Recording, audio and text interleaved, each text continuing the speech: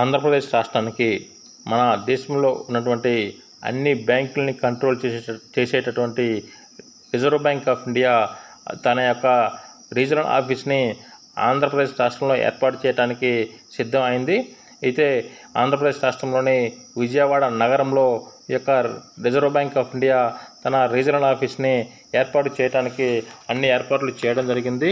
అయితే విజయవాడ నగరంలోని police control room దగ్గరలో ఉన్నటువంటి స్టాలిన్ సెంట్రల్ కాంప్లెక్స్లో ఈ యొక్క రిజర్వ్ బ్యాంక్ ఆఫ్ ఇండియా ప్రాంతీయ కార్యాలయాన్ని ఓపెన్ చేయడానికి సిద్ధం అవడం జరిగింది.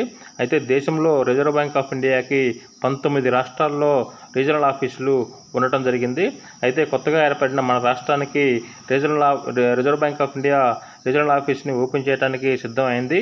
మన రాష్ట్రంతో కలుపుకొని మొత్తం దేశవ్యాప్తంగా రిజర్వ్ బ్యాంక్ ఆఫ్ ఇండియాకి రీజనల్ ఆఫీసులు మొత్తం 20కి చేరడం జరిగింది.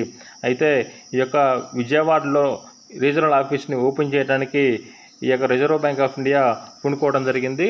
రేపు ఎల్లుండి అంటే మన జూన్ 16వ తారీఖున విజయవాడలోని పోలీస్ కంట్రోల్ రూమ్ దగ్గరలో ఉన్నటువంటి స్టాలిన్ సెంట్రల్ కాంప్లెక్స్లో ఈ యొక్క reserve bank of India regional ఆఫీస్ని ఓపెన్ చేయడానికి సిద్ధం అవడం జరిగింది. ఇది ఏమైనా రిజర్వ్ బ్యాంక్ ఆఫ్ ఇండియా యొక్క ప్రాంతీయ కార్యాలయము విజయవాడ నగరానికి రావడానికి మన ఆంధ్రప్రదేశ్ రాష్ట్రంలో ప్రజలు హర్షిస్తున్నారు.